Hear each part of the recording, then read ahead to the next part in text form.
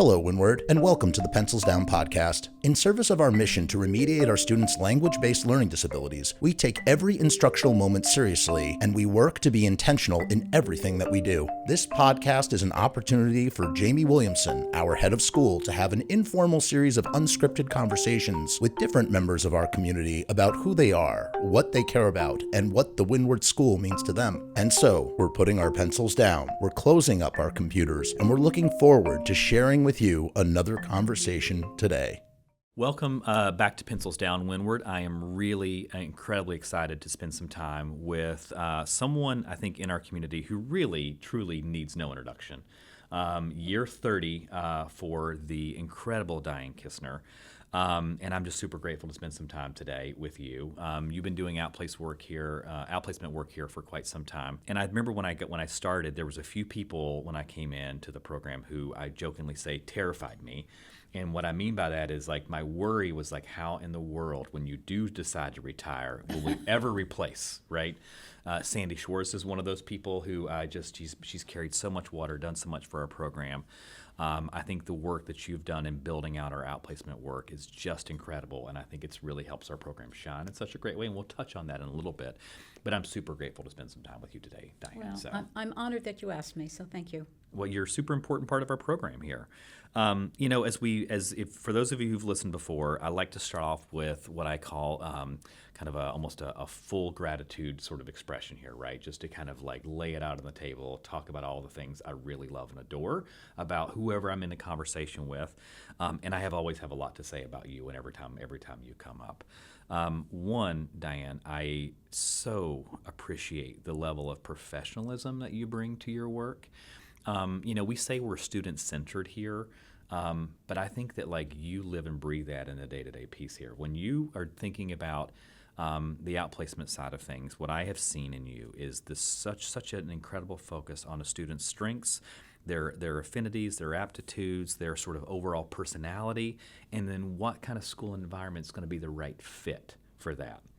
And I even remember when I came up here, when I was moving up here, you were so kind to me. And I remember you and Sandy sat down and I kind of got the outplacement treatment, right? Because I had two children who were coming into one in a high school, one at a middle school.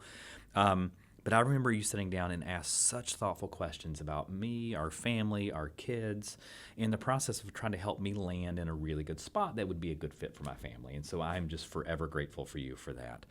But I do think your student focus has been such an incredible thing to watch. And also, the other thing about the work that you do that I have just been so deeply impressed by is, there's times in our outplacement process where our families have feelings about where they would like to see their kid, right? And sometimes those feelings are so in line with where the kid's aptitudes, interests, and strengths are. And I think those conversations go really well. They're easy, right? But what I've also really appreciated about you is how you can lean in to what I know to be a really hard conversation sometimes, where you have someone who is like, well, I went to this school. This school is so important to our family, and we'd really want our child to go back. And as you look at the tea leaves, what the school provides, the services, the supports, the overall sort of, and I hate to say it, kind of general attitude about our kids at times, and when you see a mismatch, you lean in and you speak up and you say, I have to say. And I think that in and of itself, and I don't think people fully appreciate how important that sort of kind, gentle, but clear and direct pushback is for the outplacement process. Because we want our kids to be in a place where they are seen, felt, heard, supported, and get everything they need so they can build on all the great things that happen here. And you and I both know, better than anybody, that without like a really strong program supporting our kids, like we can undo some great work that happens here. So I just want to say thank you for everything you've done for our kids over the last 30 years. I just value your partnership in the work. Every time we have, we need to have a conversation, I just love how you show up. And I know our families deeply appreciate everything that you do. So And if our sort of end of year luncheon is any indication of others in the school community, how they see you, for those listening, we do an awards assembly kind of recognizing years of service at the end of the year. And I have to tell you, when we honored Diane last year for her 30 years, it was standing ovation. Like it was a moment in time that everybody was like, oh my gosh, like how incredible is this human being? So thank you for everything you do. Well, I'll never get over that, I'll tell you. But thank you for those wonderful words. Oh, no, absolutely. Super, super glad to do that. You know, you've been in, so I'd love to talk a little bit about, Windward itself, and because you could do your work in a lot of places. There are lots of schools who need some outplacement support. You have such a great skill set. You could probably work on the admission side, you could do lots of different things with your time and energy. But what brought you to Windward, and then why stay at Windward? So coming to Windward was really driven by, we lived in the city. I had 2 little kids and a little tiny apartment. So we moved to the suburbs, and I was trained as a reading specialist and found the Windward School, and I thought, wow, that sounds pretty interesting. I'm going to send my resume to the head. Yeah. I went to Columbia, and she went to Columbia, and I thought, well, maybe she'll look at my resume, and indeed she did. And the rest is history, as they say. So I get to Windward, and my first job was going to be in admissions. And to be honest, I really didn't like it because there were never seats. We were always full. Yeah. And I would do some of the testing, and I would report on the testing. And clearly the student needed to be here, but we didn't have a spot. Yeah. The parents would cry. I would cry. It was a mess. And so then I moved, and I always taught at Windward every year. I taught language arts and more recently study skills. And I have to say, when I walked into this building, I'll never forget it. When I walked in the first day, and I was rather seasoned when I came here. Yeah. And I had been working in the city. I started a learning center there, et cetera. Anyhow, and I thought I knew a lot. Well, I get to Windward, and I walk in the building, and I spent the first day, and I thought to myself, my God, the excellence here is incredible. Yeah. The devotion, the knowledge, the research-based program, I couldn't get over it. Yeah. I thought I knew a lot, and I was very, very humbled. Yeah. And then when I first came here, I thought, well, I'll stay for a few years, and then we'll see. And then I thought to myself, well, where do you go from here? Yeah.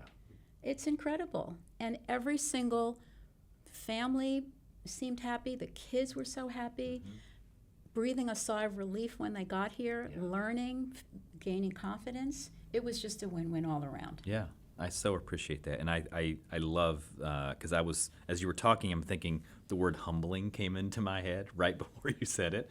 But I think that's really it. Like, we have such an incredibly talented staff. We have been doing this work. I see us as a school that has, we take the research and we commit to delivering. And I think there's a lot of schools in this world who have really amazing teachers, and I will never begrudge a school for having some really great teachers.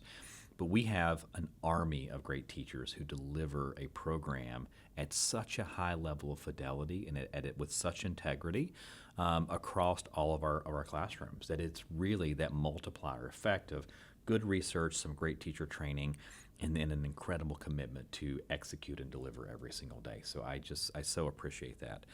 And I would imagine, never having worked in an admissions office, but like having done a lot of evaluations and debrief with families, like, and you want to help children, helping find the right spot, and you know that the school would be good for all kids. Like, I would imagine the admissions was hard. I talk to Beth about this sometimes too. Like, it's hard to tell a family, like, we don't have the space or we can't meet this set of needs.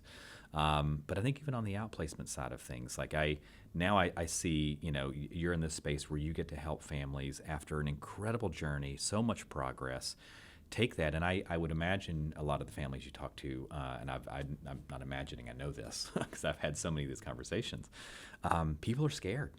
Like the thought they get here and that relief that you talked about washes over someone. They get really comfortable here, and then the idea of leaving can be a really terrifying one. Yes. Like the what if, the unknown. And I just really appreciate how you walk folks through that, and how much trust I think they have in you in the process of that. You've placed, if you were to draw I joke about this all the time, so forgive me, but you've heard this so many times. But if you draw like an hour and a half radius around any of our buildings, you have placed kids in almost every single one of those high schools, right? Yes. And so like your deep, intimate knowledge of others' programs and also, like what's happening in the general landscape in public and private school is just deeply impressive. And I so appreciate that reflection and why Windward, because I do think it draws a lot of us here. So yeah, but I really appreciate your sort of the idea of bringing in that humility, because here you have to check your ego at the door a little bit, because we are here for kids and to make this about the children we serve, and I think you would just embody that at every turn. When I got here 7 years ago, I know we spent some time, and I've talked about this on this podcast ad nauseum, so for listeners, forgive me, but this is such an important part of the work here. And I think also from a leadership perspective, like having our core values clearly spelled out and explicit to each other to kind of know like where we're living and where we're kind of breathing and the actions that kind of support those things. But you are also a whole human being, and we have some organizational values, and I know that you pull into that idea of growth and commitment and community and impact so strongly. But I would love I don't know if you've had a chance to think about sort of your own sort of personal core values and what drives you as a human being, as an educator, as a professional. Here in our program, like what one or two values that really kind of stand out as you think about your journey, your work that you do. So I think in my life, as I've gotten older, it's become even more clear. Mm-hmm. I really try to be the best I could be. Yeah. So here at school, I love to partner with my families, and that builds a lot of trust. And my first meeting with a family will be, look, we're partners here. We're going to work as a team because we have the same goal. Yeah. And really sort of making that, using the word commitment again, but making that commitment and really doing the best job that I could do. Yeah. And I try to do that really in life. I try to do it with my family, with my friends, with my community. It's just very important to me to just be the best I can be and stay educated and physically well and all of that. And I so appreciate that, because I do think that is such the epitome of our growth value here, right? I think that we didn't land on these 4 values accidentally. I'm a big believer that, as the head of school here, I don't get to dictate the values. I really got to discover them and kind of codify them. For me, that was a really important part of that process. I remember we did some core value exercise that people start to think about the role that values served in their day-to-day life. And then we surveyed everybody, like, what do you think are Windward's most important values that we exercise, live into, and really sort of exemplify on a day-to-day basis? And growth was number 1. And I think it's pretty clear why, for me at least, that we want our kids to have the most exceptional experience here. And I think we can only do that by showing up as the adults in the system here, ready to grow, ready to learn, ready to always be thinking about how do we get a little bit better at this work. And when I think about getting better, I don't mean we have to overhaul anything. It's really about incremental gains at this point, right? What we do is such a special space here. But how do we think about, can I get a little bit stronger at this? Can I get a little bit more, a little bit more knowledgeable in this area? And I think that's really such a multiplier effect for our entirety of our program. And I really appreciate sort of that thoughtfulness about, the commitment to kind of showing up and trying to be a little bit better. And I love how you talk about excellence, because I do think, as we talked about and kind of prep for this conversation, I've never been about the concept of perfection. Perfection for me is an end state, right? It means I'm done. Like, I have perfected something. It's perfect. It's here. And I don't think we're ever done. I will the day I get done, you should roll me into a big 6-foot hole in the ground and just put the dirt. I'm finished, right? But for me, it's really about in pursuit of. And when you think about it from an excellence mindset, I think that really helps you sort of not be defensive about like what I'm doing or not doing, but it's really about a constant practice, right? You have to always think about, how am I practicing to be a little bit more excellent today than I was yesterday. Yes. So yes. And how to perfect, not to use the word perfect, but how to build on and how to take something a little bit further. And sometimes it's details, but it makes a big difference. Yeah. I was working with an 8th grade boy on an essay for school the other day, and he wrote a brilliant essay. And he said, I have a quote from Star Wars. It's how I live. Do it or don't do it. Yeah, There's a little Yoda wisdom there. Do or don't do. Yeah. You got. I do think that's really important. I love that, and I do love reading. I know we've shared some student essays on occasion. I just love to get a chance to read those. They're really like the reflectiveness of our kids on the experience that they have here, just incredible. Like sometimes I think to myself, like there is no way that I was even 100th of as reflective as some of our kids are when I was that age. Like in 7th grade, I was like 8th grade. I was not thinking in that way. Yeah. And I just so appreciate how our kids show up in that space. So, I also, I'd love to just maybe take a little bit of a sideways step here, because you do teach. You've been really good about keeping that as part of your practice in this work here, and often you've been doing some great work now in study skills. And I don't think that we talk about our study skills program enough. And so would you maybe just give us just a kind of a high level overview of what our 8th graders kind of go through in the process of preparing for that high school transition? Sure. So study skills is probably the favorite class that I've ever taught at Windward, and I've taught all different grades. And study skills is by far, and the reason I love it so much is that when we get our 8th graders at the beginning of the year, they come into the classroom and we show them. So this is what study skills is all about. We're going to learn how to do research.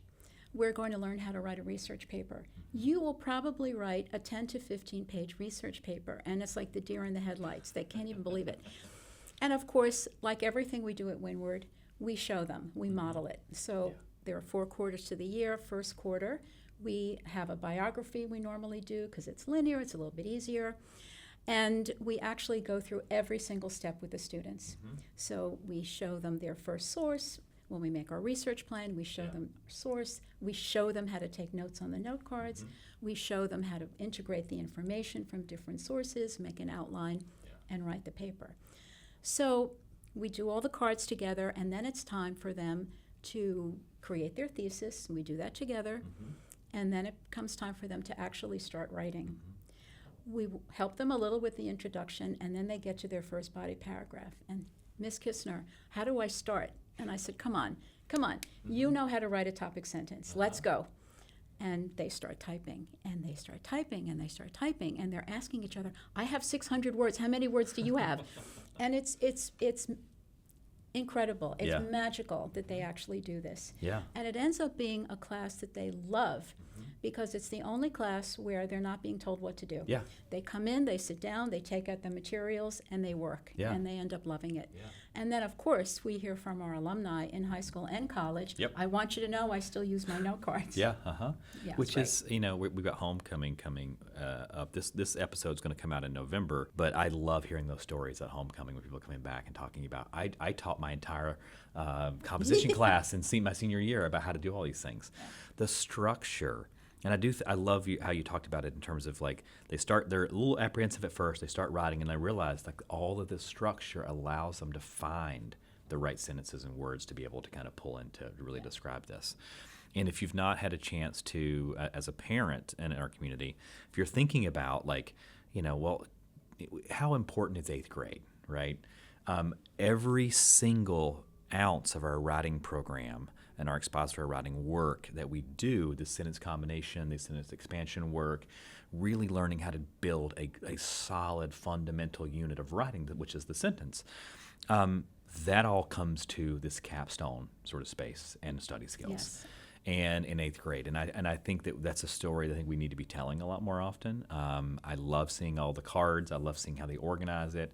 And some of the papers are pretty impressive. They are. And so it's just really beautiful. So thanks for like kind of taking a little detour there. Like I just think we need to get back to talking about study skills as often as we can. So yes, definitely. I appreciate your it pains me if a family is thinking of not staying for 8th grade. Honestly, it's transformational because the teachers in 8th grade all start to take a step back. Okay, It's not just in study skills, but you've learned all these skills now, and you're going to advocate for yourself. You're going to seek help on your own. You're really going to be treated like you're really preparing for ninth grade. I was talking to some families coming out of back to school night, some of their 8th grade families, as we were heading into our evening cocktail for that. And the wide eyes, some of these, they were like, "Oh my gosh, they're doing all this year," and I was like, "It's gonna be fine. We're gonna structure it. It's gonna be amazing. They're gonna grow from this." But I just really love to see this is a rigorous 8th grade program, and I'm like, of course, this is exactly why we do this work, because it should be rigorous. Our kids work so hard, and we want to give them the tools to be able to be successful when they leave here. So thank you. So you, in your work as the director of outplacement, oversee our outplacement department, and within that, I'm sure there's some things that you all are working on to be a little bit incrementally better this year. So what's happening in the outplacement department right now that you'd love to share? So we have 2 new members of our department. One is a very beloved teacher who's been here for 15 years, taught middle school and did some teacher training. She's just great.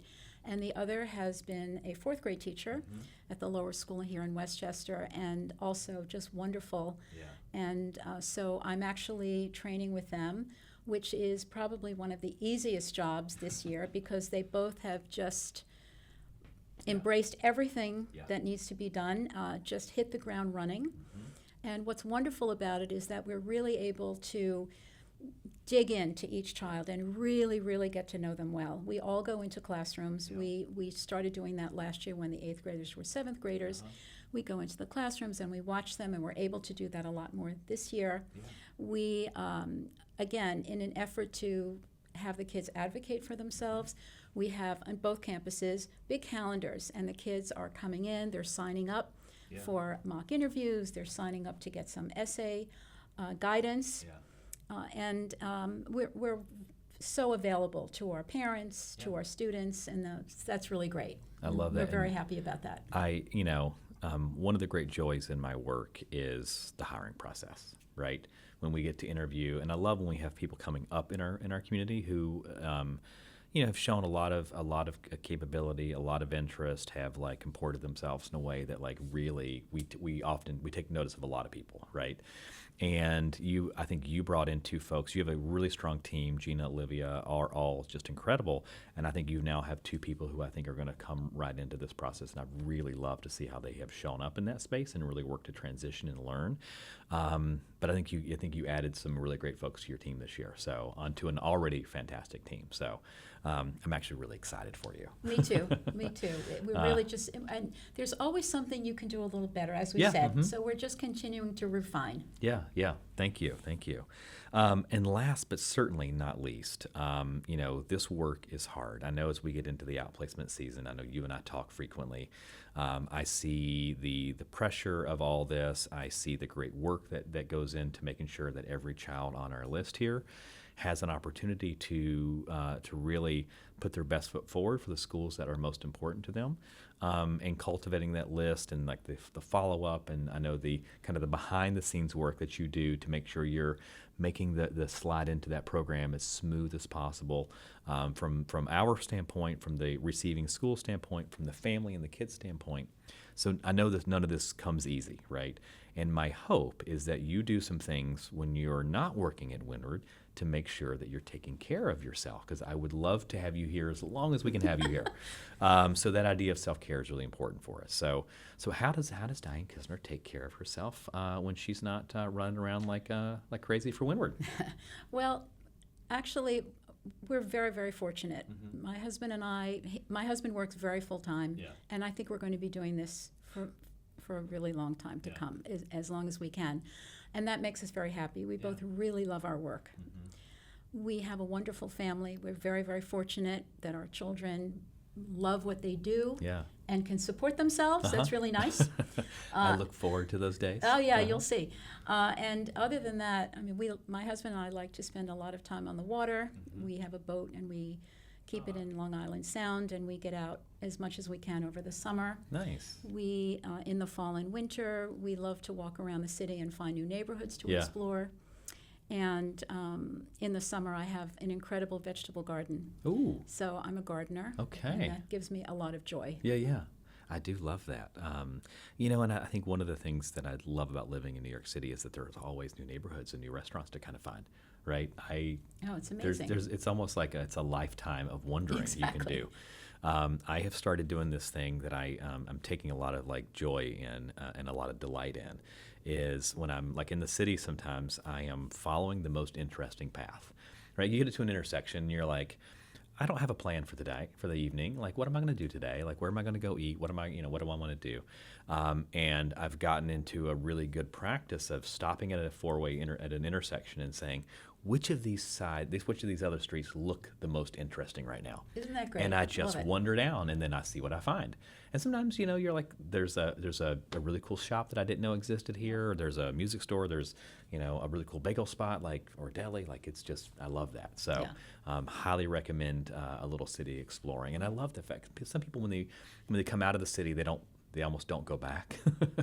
I've talked to some of my friends and neighbors, like, we did that. We've been there, we've done that. But I just really appreciate that you keep that top of mind. Yes, And I do look forward to the day when my kids, I want to say no, I don't, because I really love the fact that my daughter's still at home and my son's in college, and I love when he's home with us.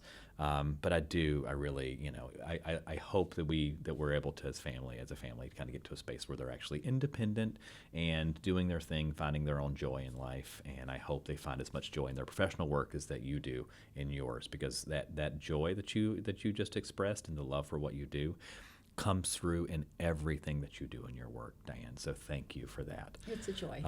It really shows in your work. So thank you so much for being part of the program today. And for those at home, if you've not had a chance to work with Diane as you roll into 8th grade, you're in for a treat. Because I think the process is, while it's hard and families feel a lot of feelings in that space because of the idea of leaving us is hard, I want you to know that you have a really amazing set of co-pilots with you who are going to help you get there, and Diane is leading that charge. So thanks so much for your time today. Thank you. It was really an honor to be here. Glad to have you. So thanks.